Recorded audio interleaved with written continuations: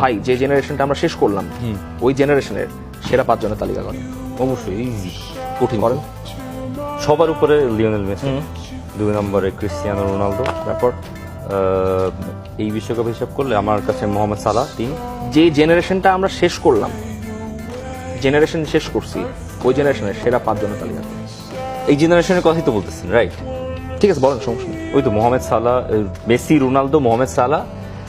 4 নম্বরে I think আমার Kevin De Bruyne. আর 5 নম্বরে কনফিউশন, 5 নম্বরে কাকে রাখা উচিত আপনার পয়েন্ট? 5 নম্বর বলছিলেন তো খুব সহজ। আচ্ছা, যে জেনারেশনটা শেষ করলেন সেটার মধ্যে আগের ওয়ার্ল্ড কাপেও যারা শেষ করছেন তারা অনেকে আছে। হ্যাঁ, শুড বি দেয়ার বলতেছি। সেটা হচ্ছে যে first Lionel Messi, no doubt. সেকেন্ডে রোনালদো, এই দুটা নাম নিয়ে কোনো সন্দেহ নাই।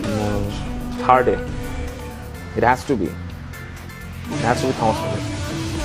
কথা পুরো It has to be Thomas Muller. The amount of impacts he made.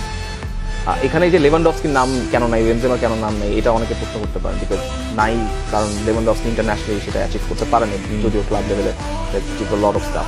Thomas Muller, Luka Modric, Luka Modric.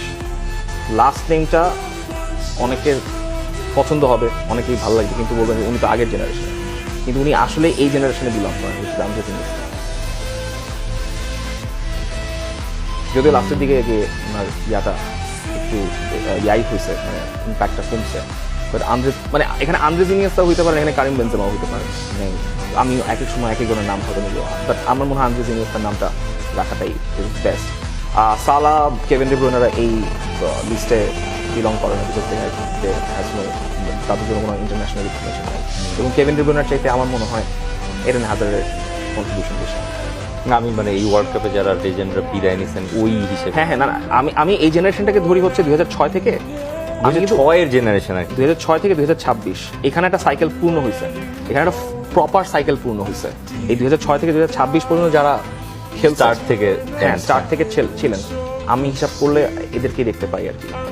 They are the very best of this generation. একমাত্র এবার বলেন, বলছে না, আমি তাহলে ওই লিস্টে আমি তো মেসুত ওজিলেরও রাখতে পারি। রাখতে পারেন, যদি মেসুত 2010 থেকে 10 থেকে, এবং একটু শর্ট স্প্যান ক্যান, তাহলে ওই যে মেসি, রোনালদো, ওজিল থাকবে। তারপর ইনিয়েস্তা তো রাখতেই হবে, ইনিয়েস্তা লুকা মদ্রিচ অবশ্যই থাকে। অবশ্যই গোলকিপার নামটা ভুলে গেছিলাম।